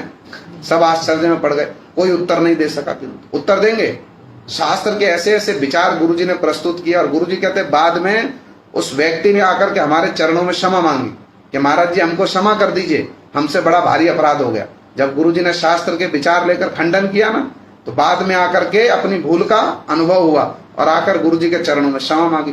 तो उसी बात को हम सुन रहे हैं। यदि गुरु वैष्णव के विचारों पर कोई कटौती करेगा, उनकी निंदा करेगा तो क्या होगा? उत्तर देना चाहिए कि नहीं देना चाहिए? हैं? हमारी माता जी को अभी साथ में जा रहे हैं ना, कोई पत्नी को कोई कुछ बोल दे तनिक सा, क्या होगा? हमारी प्रतिक्रिया होगी कि नहीं होगी? हमारे पुत्र को कोई बोल दे, हमारे पिता को कोई बोल दे, भाई को बोल दे, बहन को बोल दे, प्रतिक्रिया होगी कि नहीं होगी? कैसे झट से देखो, कुछ बोल दो अभी आप कृष्णा प्रभु जी को, देखो सुलोचना माता क्या करेंगी। एक बार कुछ बोल करके दिखला दो, फिर देखो प्रतिक्रिया आएगी कि नहीं आएगी। ऐसा क्यों होता है? कैसे हंस रहे रविंद्र प्रभु, समझ गए कि हमने सत्य वचन कहे हैं। क्यों होती है ऐसी प्रतिक्रिया? क्योंकि ममता जुड़ी हुई है, वहां ममता जुड़ी हुई है, वहां आसक्ति जुड़ी हुई है। जब ये आसक्ति, ये ममता गुरु जी के चरणों में हो जाएगी, भगवान के चरणों में हो जाएगी, तब यदि कुछ सुन लेंगे ना। हनुमान जी ने सुना था तो जाकर के लंका में, अरे बड़ी बड़ी बातें कर रहा है, हमारे राम जी को अपशब्द कह रहा, तुझको मजा चखाऊंगा। दे धनाधन ऐसा धोया सबको, पूरी लंका को जला दिया, पूरी लंका को जला दिया। सही, राम जी के प्रति जो अपशब्द कहे थे, कहां से आ गया ये बनवासी, आकर के हमारे साथ में युद्ध करेगा, क्या इसकी क्षमता है? हनुमान जी ने कहा अरे उसकी क्षमता तो छोड़ दे, मैं तो उसका छोटा सा ही एक सेवक हूं, मेरी क्षमता कोई पहले समझ ले, भगवान की क्षमता तो बड़ी बात की बात है। एक बार हनुमान जी में और राम सुना है हनुमान जी और रावण में एक बार वाद विवाद हो गया। क्या वाद विवाद हुआ? दोनों में वाद विवाद हो गया, कौन अधिक शक्तिशाली है। तो पण हो गया, पण समझते हैं, शर्त लगा दी, एक एक घूसे की शर्त लग गई। सुना है कभी? एक एक घूसे की शर्त लग गई। तो रावण ने कहा पहले तुम मारोगे या पहले हम मारे? हनुमान जी ने कहा पहले तू ही मार ले, क्योंकि यदि पहले मैंने मार दिया तो बाद में तेरे मारने की बारी आएगी कि नहीं आएगी पता नहीं है, तो पहले तू ही मार ले। रावण भी था बड़ा बलशाली। अरे जिसने त्रिभुवन को जीत लिया वो कम बलशाली होगा। पूरा बल लगाकर मारा, हनुमान जी में घुसा, हनुमान जी के वक्षस्थल पे मुष्टि प्रहार किया, बड़ा जोरदार। हनुमान जी हिले भी नहीं तनिक से, इतना जोरदार प्रहार किया किंतु हनुमान जी हिले भी नहीं। अब हनुमान जी ने मुट्ठी बांध ली, तैयार हो जाओ हमारी बारी है। अब जब थोड़ा सा बल लगाकर मारने चले, उसी समय में ब्रह्मा जी आ गए। ब्रह्मा जी कहते अरे भगवान इतना जोर से ना मार देना, नहीं तो भगवान की लीला ही संपादित नहीं होगी, ये तो अभी मर जाएगा, फिर लीला कैसे होगी राम जी की है? तो थोड़ा धीरे से मारना भैया। तो हनुमान जी ने क्या किया, बहुत बल लगा करके नहीं मारा, ब्रह्मा जी के वचन है ना, वचन रख लिए, तो थोड़ा सा ही मारा, एक घूसा मारा, 7 योजन दूर जाके गिरा रावण धुम्म से, और पूरा बल नहीं लगा के मारा। और जब 7 योजन दूर जाके गिरा, 7 योजन कितना होता जानते? बहुत दूर जाकर के गिरा। और जब लौट करके आया ना, तो शरीर पकड़कर कहता है बड़े बलवान हो। क्या कहता है? शरीर को ऐसे मल रहा, बड़े बलवान हो। हनुमान जी कह रहे बल तो बेटा तुमने अभी देखा ही नहीं है, बल तो ब्रह्मा जी ने लगाने ही नहीं दिया। यदि पूरा बल लगा के मार देते तो भगवान की लीला यही संपादित हो जाती। भगवान को तो बाण चलाने का अवसर ही नहीं मिलता है। तो सहा हनुमान जी ने जरा सा अपशब्द कह दिए राम जी के प्रति, धो दिया पूरी लंका को। यही शिष्य का कर्तव्य है, यही अनुगत व्यक्ति का कर्तव्य है। तो हम किसकी बात सुन रहे थे?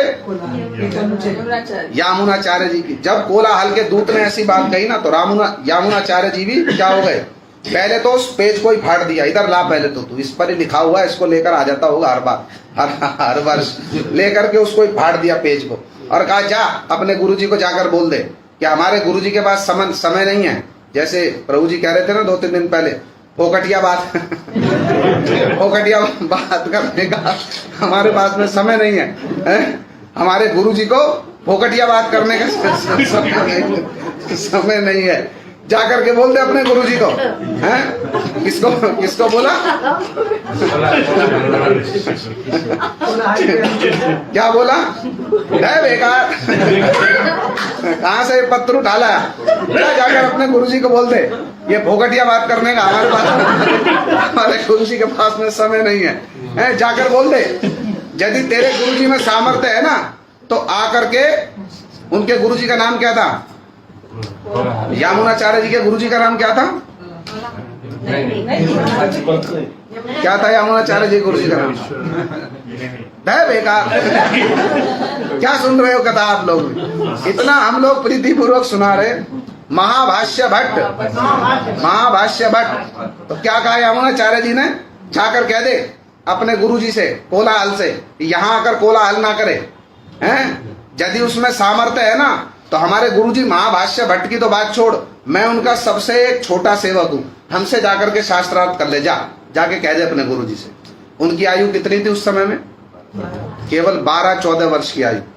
अब वो जब दूत ने सुना ना, वो तो बड़ा क्रोध में भर गया, आश्चर्य में भी पड़ गया। अरे ये कौन छोटा सा बच्चा है, इतनी बड़ी बड़ी बात कर रहा है। और ये जो प्रशस्ति पत्र लेकर के आया था, उसको कहते हैं प्रशस्ति पत्र, उसको भी फाड़ दिया। अब वो फटे प्रशस्ति पत्र को ले गया अपने गुरु के पास। किसके पास? कोलाहल के पास। और उसको जाकर बोला भैया कोलाहल तो वहां हो गया कोलाहल तो वहां हो गया। तो कोलाहल ने पूछा अरे क्या कोलाहल कराया रे? तो फिर उसने कहा हमको संदेश दिया फोकटिया बात करने का समय नहीं है फोकटिया बात करने का समय नहीं है। यदि तुम में सामर्थ्य है आकर हमसे शास्त्रार्थ कर लो। सुन करके वो हंसा, पूछा कौन है वो जो कहता शास्त्रार्थ कर लो? कहता अरे कोई लड़का है 12-14 वर्ष का। तो कोलाहल सुन करके पहले तो बहुत जोर से हंसा, ये 12-14 साल का लड़का है, इसको इतना बड़ी बड़ी बात कर रहा है कि हमारे साथ में ये शास्त्रार्थ करेगा, 12-14 साल का लड़का। तो फिर कोलाहल ने क्या सोचा, भाई एक बार पूछे तो सही है कौन ये, एक बार पूछे तो सही। तो उस कोलाहल ने फिर से दूत को भेजा, जाकर पूछ के आओ कि वो जो लड़का है उसका नाम क्या है। तो बतला दिया उसका नाम है यामुन, बाद में आचार्य हुए, उसका नाम है यामुन है। जाकर उससे पूछो वो कवि है ना दार्शनिक है। बातें तो बड़ी बड़ी कर दी, हमारे शास्त्र में शास्त्रार्थ करेगा, तो जाकर उससे पूछो कि वो कोई कवि है ना कोई दार्शनिक है, वो है क्या, जाकर पूछो। दूत लौट करके आया। तो जब दूत लौट करके आया ना तो उसने पूछा अरे भैया हमारे गुरुजी पूछ रहे हैं कि तुम कवि हो ना तुम दार्शनिक हो, तुम हो कौन जो तुम हमारे गुरुजी के साथ में शास्त्रार्थ करने की इच्छा करते हो, तुम हो कौन? तो यामुनाचार्य जी ने एक श्लोक पढ़ा, बड़ा सुंदर श्लोक। क्या पढ़ा श्लोक पर? देखो उत्तर क्या दिया। कहते अरे तू पूछ रहा हम कवि हैं कि दार्शनिक हैं, तो सुन ले। एक श्लोक पढ़ा यामुनाचार्य जी ने। श्लोक में कहा ना वयम कवयस्तु केवलम, ना वयम केवल तंत्र पारगा, अब अपितु प्रतिवादी वारण प्रकटाटोप विपाटन क्षमा। अरे ना तो मैं केवल कवि हूं, ना वयम कवयस्तु केवलम, ना मैं केवल कवि हूं, ना वयम केवल तंत्र पारगा, और मैं केवल दार्शनिक भी नहीं हूं। तो फिर तुम हो क्या? उसने पूछा दूत ने, फिर क्या हो तुम? तो यामुनाचार्य जी क्या कहते? अपितु प्रतिवादी वारण, अरे मैं तो प्रतिवादी रूपी गजेंद्र। यदि कोई मेरे साथ में प्रतिवादी गजेंद्र का हाथी का रूप लेकर के आए तो मैं तो उसको उसके मस्तक को फाड़ देने वाला सिंह हूं मैं। क्या परिचय दिया? यदि कोई प्रतिवादी के रूप में कोई हस्ती आ जाए ना हाथी, मैं तो उसके मस्तक को फाड़ देने वाला सिंह हूं। अब इसको सुनकर के और कोई उत्तर दे पाएगा? वो जा करके अपने गुरुजी को बतला दिया, भैया वो तो ऐसे ऐसे कह रहे हैं। जब गुरुजी ने सुना ना, उसने जाकर के राजा को बतलाया। अब तो राजा तक बात जाएगी। राजा ने कहा अच्छा ऐसी बात हो गई, जब ऐसी बात हो गई तो शास्त्रार्थ कर लिया जाए। शास्त्रार्थ करने में क्या बुराई है, शास्त्रार्थ कर लो। अब राजा ने यामुनाचार्य जी के निकट में शास्त्रार्थ का निमंत्रण भेज दिया, आ जाओ भैया हमारे राजमहल में शास्त्रार्थ करने के लिए। निमंत्रण भेज दिया। यामुनाचार्य जी बड़े धुरंधर, उन्होंने कहा ऐसे नहीं जाएंगे हम निमंत्रण में। यदि हमको प्रतिवादी हो ना, तुम तो प्रतिवादी। यदि हमको अपनी टक्कर का समझते हो तब तो हमको सम्मान पूर्वक बुलाओ। ऐसे निमंत्रण दे दिया और हम तुम्हारे राजमहल में चले जाएंगे, हम नहीं जाते ऐसे। यदि हमको अपनी टक्कर का समझते हो तो सम्मान के साथ में बुलाओ। तो राजा ने क्या किया, शिविका भेजी। शिविका समझते, पालकी भेजी। हाँ भैया, सम्मान से बुलाना पड़ेगा। पालकी भेजी तो यामुनाचार्य, जब गुरुजी की बात आ गई है ना, फिर मस्तक नहीं झुकाएंगे। जब गुरुजी की बात आ गई तो फिर तो मस्तक ऊंचा रहेगा। क्यों? गुरु के बल से बली है ना हम। अब यामुनाचार्य जी ने अपने गुरुजी को प्रणाम किया। उनके गुरुजी ने जब सुना तो वो तो थोड़े चिंतित भी हो गए। क्यों? महाभाष्य भट्ट जी भी परास्त हो गए थे वो कोलाहल से। किंतु यामुनाचार्य जी तो कोई साधारण नहीं है ना।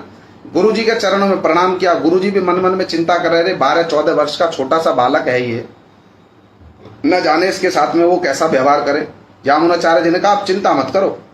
हनुमान जी भी गए थे ना लंका में, राम जी से क्या कहा, चिंता ना करो, आप ऐसी गदा चलाएंगे। रावण भी चिरकाल तक स्मरण रखेगा कोई दूत आया था, ऐसी गदा चलाएंगे। गदा चलाने की तो आवश्यकता ही नहीं पड़ी, पूंछ ही चला दी बस, और पूंछ से ही लंका फूक दी पूरी। ऐसा ही हुआ। तो यामुनाचार्य जी ने अपने गुरुजी को प्रणाम किया और पहुंचे विचार सभा में। अब राजा और रानी दोनों बैठे वहां पर। राजा रानी देख करके आश्चर्य में पड़ गए, 12-14 साल का छोटा सा लड़का और ये इतने धुरंधर विद्वान, कोलाहल से ये शास्त्रार्थ करेगा, जिसने सारे भारत के बड़े बड़े पंडितों को जीत लिया। तो रानी जो है ना, रानी ने जब यामुनाचार्य जी का दर्शन किया, बड़ी आकर्षित हुई, बड़ी प्रभावित हुई। रानी ने राजा से कहा, ये बालक कोई साधारण नहीं है, ये साक्षात विद्या का अवतार है।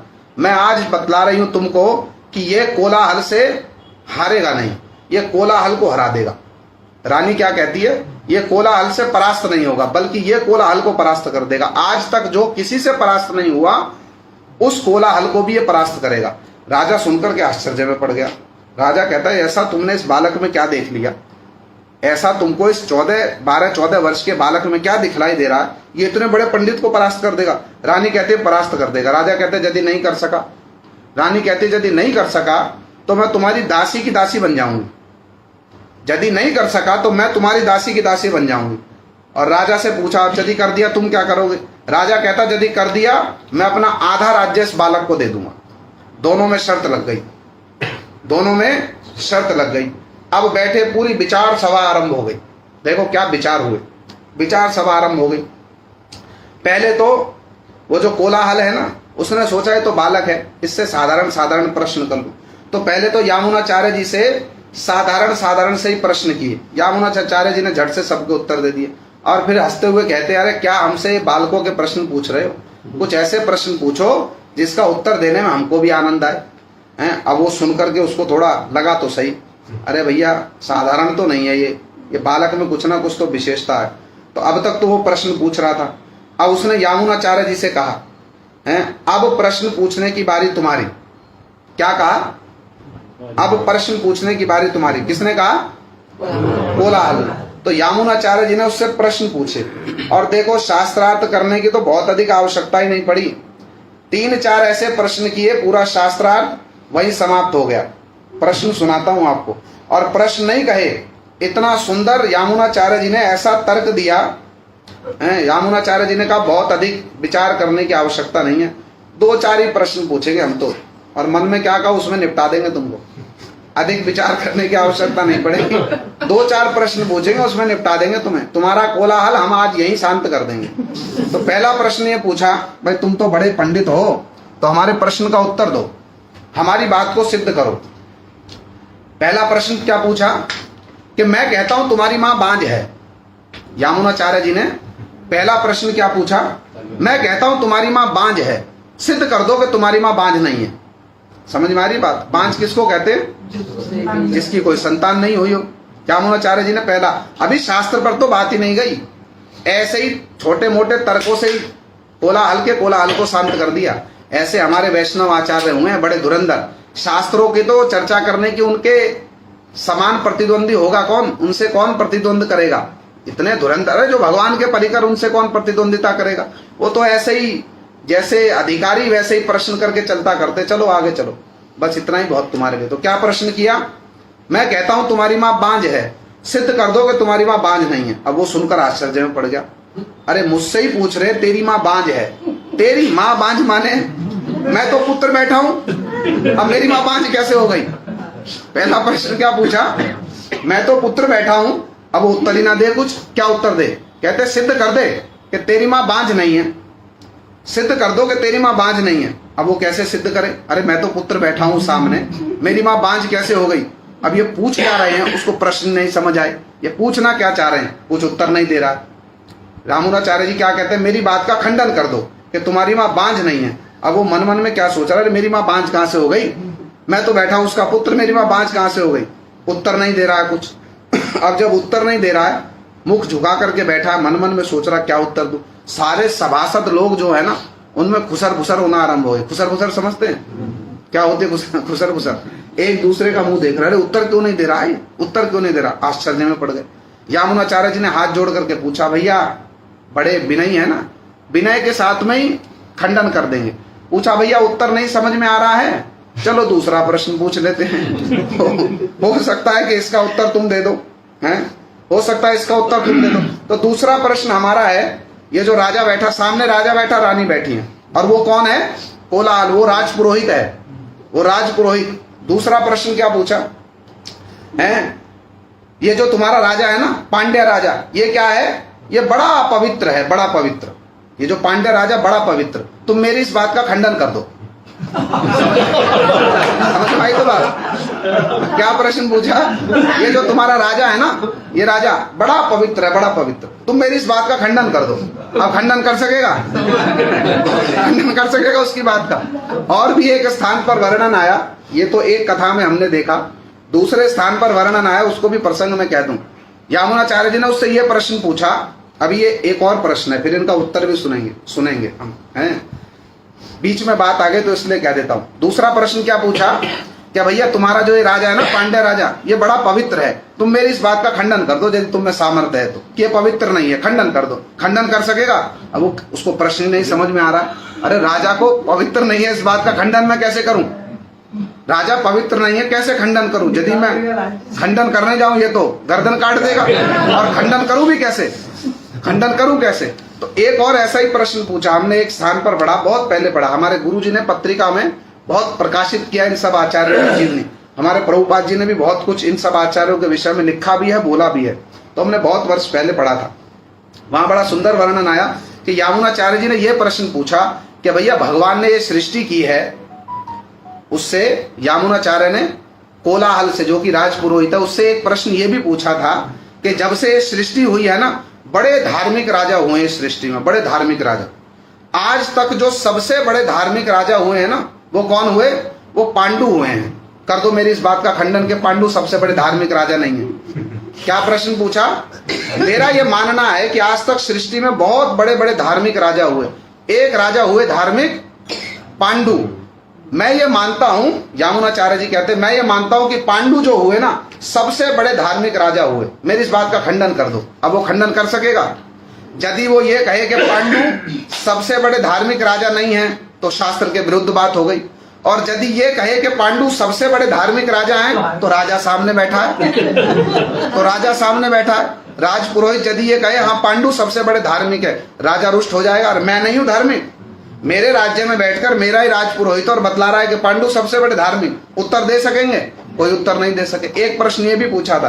तो अभी हमारा तो प्रश्न चल रहा है, क्या पूछा? कह रहे भैया तुम्हारा ये जो राजा है ना, पांड्य, ये बड़ा पवित्र है, मेरी इस बात का खंडन कर दो। हैं? वो फिर कुछ उत्तर ना दे सके। अब उसका तो क्रोध बढ़ रहा है, उसका मुख लाल हो रहा है। एक छोटा सा बालक आकर मुझसे ऐसे तर्क कर रहा है, ऐसे प्रश्न कर रहा है, और उत्तर नहीं सूझ रहा, क्या उत्तर दूं? कैसे खंडन करूं इस बात का कि राजा पवित्र नहीं है? ये बालक कहता मेरी बात का खंडन कर दो। तुम तो बड़ा खंडन करते हो ना सबके विचारों का। जितने भी लोग आते थे ना विचार करने उनके पास शास्त्र का, सबकी बात को काट देते थे, सबकी बात का खंडन करते थे। और जब ये सभा आरंभ हुई ना, तो कोलाहल ने यामुनाचार्य जी से ये प्रश्न भी पूछा था, ये कहा भी था, अरे तू जो कहेगा ना, मैं तेरी हर बात को काट दूंगा, तेरी सब बातों का खंडन कर दूंगा, तू जो कहेगा है, बोल तू क्या बोल सकता है। तो यामुनाचार्य जी ने क्या कहा? ले बोल रहा हूं, खंडन कर दे, ले बोल रहा हूं, खंडन कर दे। पहली बात क्या कही? तेरी मां बांझ है, खंडन कर दे इसका। है उसने, तूने कहा था ना तेरी सारी बातों का खंडन करूंगा, खंडन कर सका? नहीं कर सका। फिर दूसरी बात क्या कही? तेरा राजा जो है ना बड़ा पवित्र है, खंडन कर दे मेरी बात का। तू तो कह रहा था तेरी सारी बात का खंडन करूंगा, एक भी तेरी बात नहीं रहने दूंगा, सबका खंडन करूंगा। दूसरी का भी कोई उत्तर नहीं दे सका, दूसरी का भी कोई उत्तर नहीं दे सका।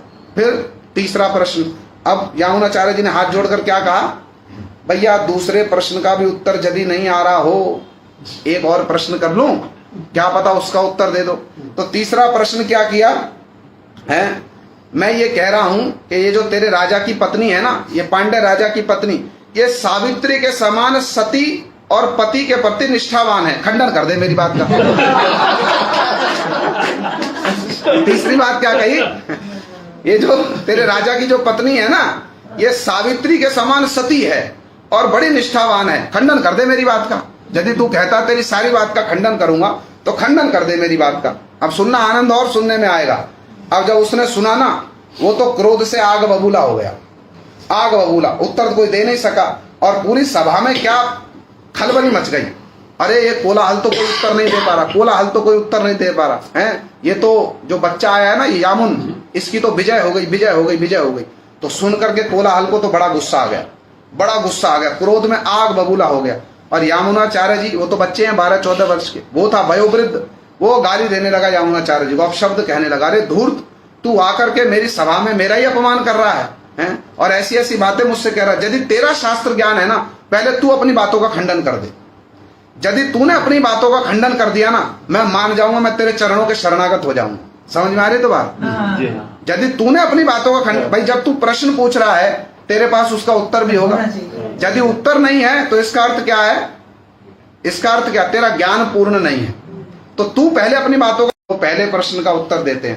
पहला प्रश्न क्या था, तेरी मां बांझ है, खंडन कर दे मेरी बात का, है? खंडन कर दे। खंडन तो कर नहीं सका। यामुनाचार्य जी ने फिर बतलाया, मंत्री की केवल एक संतान हो, सुना है, जिस स्त्री की एक संतान होती है ना, उसको बांझ ही माना जाता है। क्यों? केवल एक वृक्ष से बगीचा नहीं हो सकता। समझ में आ रही है तो बात? यदि केवल मैदान में एक वृक्ष हो तो ये कहा जाएगा ये बगीचा है? नहीं, एक ही वृक्ष है। तो मनु संहिता में कहा गया, जिस स्त्री की केवल एक संतान हो उसको बांझ ही माना जाएगा। और शास्त्रों में ऐसा लिखा गया है, जिस स्त्री की केवल एक संतान हो उसको बहुत सारे धार्मिक कृत्य करने का अधिकार नहीं होता है। आश्चर्य हो रहा तो सुन करके। आजकल तो एक ही संतान हो, बस आजकल तो एक ही संतान हो। तो जो ये नया ट्रेंड है, अब तो जनसंख्या इतनी बढ़ गई है ना, जनसंख्या वृद्धि के कारण हो और पालन पोषण नहीं कर पाने के कारण हो, ये सब विधियां हो गई। किंतु मनु संहिता पे कहा गया, जिस स्त्री का केवल एक पुत्र हो है, उसको क्या कहा जाएगा, उसको बांझ ही माना जाएगा। तो एक कोलाहल जो है ना, अपनी माँ का एक ही बेटा था, अपनी माँ का एक ही बेटा था, सिद्ध कर दिया तो यामुनाचार्य जी ने। एक बेटा होने पर चाहे तेरे जैसा योग्य बेटा भी हो, बड़ा शास्त्र ज्ञान है, किंतु तेरी माँ मनु संहिता के अनुसार बांझ ही मानी जाएगी। अब सुन करके तो सारे सभा के लोग आश्चर्य में पड़ गए, अरे क्या बात कही, क्या बात कही। ये कोलाहल के मन में तो ये बात आई नहीं, कोलाहल तो उत्तर दे नहीं सका। सुन करके कोलाहल का मुख भी खुल गया। फिर दूसरा प्रश्न, क्या दूसरा प्रश्न पूछा था, तेरा राजा जो है बड़ा पवित्र है, खंडन कर दे मेरी बात का, है? अब कोलाहल ने क्या कहा, पहले तू अपनी बात का खंडन कर दे कि राजा पवित्र नहीं है, सिद्ध कर दे इस बात को कि राजा पवित्र नहीं है। यामुनाचार्य, और यदि कोई पाप कार्य करे तो उसका छठा भाग भी राजा को भोगना पड़ेगा। तो इस कली काल में जितने भी जीव हैं, जितनी राजा की ये प्रजा है, कली काल के जीव तो स्वाभाविक रूप में ही पाप करने के प्रति उनकी रुचि होती है, पुण्य के प्रति रुचि नहीं होती। तो ये जो तेरा राजा है, इसकी ये जितनी प्रजा है, जितने पाप कर रही है, इसका छठा भाग तेरे राजा को लगेगा कि नहीं लगेगा? तो राजा अपवित्र हुआ कि नहीं हुआ? हो गया तो पवित्र। अब राजा सुन करके इस बात पर रुष्ट होगा। राज पुरोहित तो कह रहा था, यदि मैं कह दूं राजा पवित्र है तो राजा नाराज हो जाएगा, किंतु यामुनाचार्य जी ने जो तर्क दिया उसको सुन के राजा कुछ रुष्टि नहीं होगा। क्यों? पाप तो प्रजा का है ना, राजा तो प्रजा पाप नहीं कर रहा, पाप तो प्रजा कर रही है। राजा सुन करके रुष्ट होगा इस बात पर? रुष्ट नहीं हो, उल्टा प्रशंसा करने लगा, है भाई बात तो ठीक है, प्रजा का पाप तो राजा को लगेगा, तो राजा पवित्र हुआ कि नहीं हुआ? अपनी बात का यामुनाचार्य जी ने खंडन कर दिया। अब तीसरी बात क्या थी? अब कोलाहल सोच रहा है कि भैया इस बात का उत्तर तो ये नहीं दे सकेगा, इस बात का उत्तर तो ये नहीं दे सकेगा, है? इससे पहला प्रश्न क्या था, दूसरा प्रश्न क्या था? आप लोगों ने सुना है, बीच में एक बात याद आ गई, राधा कुंड का प्रकाश कैसे हुआ? कैसे हुआ राधा कुंड का प्रकाश? याद आई बात है? कैसे हुआ राधा कुंड का प्रकाश? रघुनाथ दास गोस्वामी जी क्या कह रहे हैं? वृषभ हदनुज नाशार नर्म धर्मोक्ति रंगेर निखिल निज सखी भ्रियत स्वहस्ते न पूर्णम प्रकटितम अपि वृंदावन्य राज्ञा प्रमोदेश तदति सुरभि राधा कुंड मेवाश्रयों में। इस बात को और थोड़ा सा स्पष्ट कर देता हूं तो और अच्छे से समझ आ जाएगा। ब्रज में अरिष्टासुर नाम का एक असुर आया, कृष्ण ने उसका वध कर दिया। किया तो जब वध कर दिया तो संध्या के समय में कृष्ण राधा जी से मिले। राधा जी ने क्या कहा? हमको स्पर्श मत करना। कृष्ण ने क्या कहा? क्यों स्पर्श ना करें? क्योंकि आपने गौ जाति का वध किया है। कृष्ण कहते गौ जाति का वध, वो तो असुर था। राधा जी कहते असुर था किंतु आया क्या रूप लेकर? गौ का रूप लेकर आया। जब पूतना माँ का रूप लेकर आई उसको तो धात्रोचित गति दे दी, तो ये जब असुर होने पर भी गौ का रूप लेकर आया तो आपको पाप ने स्पर्श किया। क्यों? क्योंकि आपने गौ जाति का वध किया। तो कृष्ण ने क्या कहा? अब मेरा ये पाप मार्जन कैसे होगा? राधा जी कहते जितने तीर्थ है ना सब में स्नान करो। तो कृष्ण ने सारे तीर्थों का आवाहन किया, श्याम कुंड बन गया, कृष्ण ने स्नान किया, कृतार्थ हो गए। अब कृष्ण राधा जी से भी कहते हैं पाप तो आपको भी स्पर्श किया है, पाप ने सुना है तो पाप ने तो आपको भी स्पर्श किया। राधा जी पूछते भाई वध तुमने किया, पाप ने हमको स्पर्श कैसे कर दिया? तो कृष्ण ने क्या उत्तर दिया? आप तो वृंदावन की रानी हो ना, आप वृंदावन की रानी हो। ये अरिष्टासुर कौन हुआ? आपकी प्रजा हुआ। प्रजा का पाप राजा को और रानी को छठा हिस्सा लेना पड़ेगा। तो पाप ने आपको भी स्पर्श किया। फिर राधा जी ने राधा कुंड का निर्माण किया, स्नान किया, वो भी पवित्र हो गई। उनको तो पवित्र होने की आवश्यकता है नहीं, ऐसी लीला कौतुक कर रहे हैं। तो पाप स्पर्श किया तो लीला कौतुक के अनुसार छठा भाग लेना पड़ा। तो यामुनाचार्य जी ने भी क्या सिद्ध कर दिया? आपका राजा पवित्र है, इस बात का खंडन कर दो। खंडन किया तो राजा पवित्र है। कैसे पवित्र है? प्रजा के पाप का छठा भाग राजा को लगता है। और ये कली काल के जो जीव हैं ऐसा तो हो नहीं सकता कि ये पाप ना करते हो। सुनकर के राजा आश्चर्य में पड़ गया, भाई बात तो ठीक कह रहे, इसका खंडन कोई कर सकेगा? हैं? कर सकेगा कोई? राजा कुछ बोलेगा रुष्ट होगा? कुछ रुष्ट नहीं हुआ। तीसरा प्रश्न क्या था? अरे भैया राजा की जो पत्नी है ना बड़ी सती है, बड़ी सती, बड़ी निष्ठावान, बड़ी चरित्रवान अपने पति के प्रति, बड़ी सती है, मेरी बात का खंडन कर दो, ये सती नहीं है। अब कोलाहल सोच रहा है मन में, तीसरे प्रश्न का उत्तर तो ये नहीं दे सकेगा, तीसरे प्रश्न का उत्तर तो ये नहीं दे सकता है। किंतु यामुनाचार्य जी ने कितना सुंदर उत्तर दिया, कितना सुंदर उत्तर। यामुनाचार्य जी क्या कहते हैं? राजा को अग्नि का, वायु का, सूर्य का, चंद्र का, यम का, कुबेर का, वरुण का और इंद्र का प्रतिनिधि कहा गया। इन 8 लोगों का प्रतिनिधि कहा गया राजा को। किस किस का? चंद्र का, अग्नि का, वायु का, सूर्य का, चंद्र का, यम का, कुबेर का, वरुण का और इंद्र का। इन 8 लोगों का प्रतिनिधि कहा गया राजा को। तो रानी ने जो राजा के साथ में विवाह किया, अकेले राजा के साथ में किया ना, 8 लोगों के साथ में और विवाह किया, तो रानी सती हुई? सती हुई रानी? तो क्या हो गई? असती हो गई। रानी सती हुई। अब इस बात को सुनकर के रानी रुष्ट होगी? क्यों रुष्ट नहीं होगी? क्योंकि उसका पति 8 का प्रतिनिधि है। तो केवल पति के साथ में विवाह नहीं हुआ, साथ में इन 8 देवताओं के साथ में विवाह हुआ है। यदि किसी स्त्री को यह कहो कि तुम्हारा पति जो है परमेश्वर का स्वरूप है, होता है तो नहीं, परमेश्वर का स्वरूप होता है ये नहीं पूछना हूं, ऐसा कहा गया तो शास्त्रों में पति क्या है? परमेश्वर का स्वरूप है। और उस स्त्री से कहो कि तुमने पति के साथ साथ परमेश्वर से भी विवाह किया, इसको सुनकर के स्त्री रुष्ट होगी?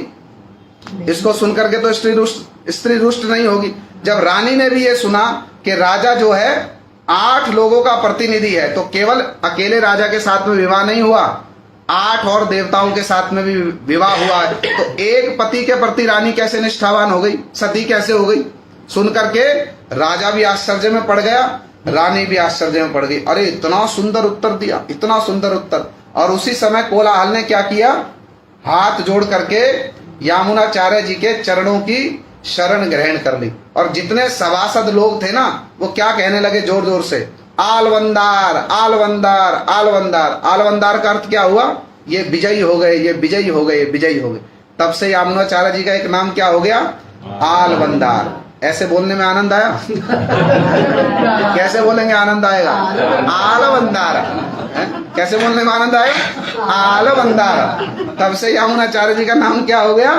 आलवंदार। ये आलवंदार हुआ तमिल भाषा में नाम, संस्कृत में नाम क्या हुआ? यामुनाचार्य जी। ऐसी यामुनाचार्य जी की महिमा है। उसके बाद और बहुत सारी कथाएं यामुनाचार्य जी की। राजा ने उनको आधा राज्य दे दिया।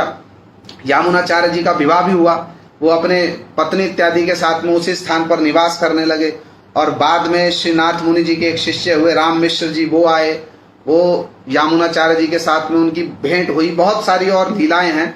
फिर यामुनाचार्य जी वहां से श्रीरंगम आए और यहाँ पर निवास किया उन्होंने। श्रीरंगनाथ जी की सेवा का उन्होंने बहुत सुंदर वैशिष्ट है, बहुत सुंदर उनकी सेवा की सुचारू व्यवस्था की।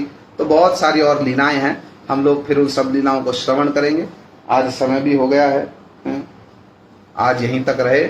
श्री यामुनाचार्य जी के चरणों में हमारा प्रणाम है। वो हम पर दया करें, हमारे हृदय में भी शास्त्रों के ऐसे अर्थ प्रकाशित हों, हम भी गुरु वैष्णवों की सेवा के प्रति ऐसे निष्ठावान हो सकें। ये यामुनाचार्य जी के, रामानुजाचार्य जी के चरणों में हमारी प्रार्थना। गौर प्रेमानंदे हरि हरि बोल। संजय प्रभु की जय।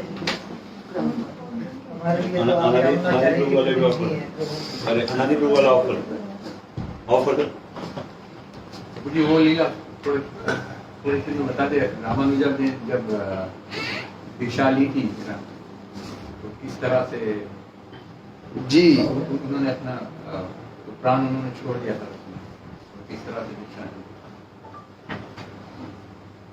यामुनाचार्य जी ने, जब रामानुजाचार्य जी वो खंडन कर रहे थे ना, उस समय वैष्णव धर्म का बड़ा यामुनाचार्य, ये हमारे रामानुजाचार्य जी, उस समय उनका नाम था लक्ष्मण देशिक।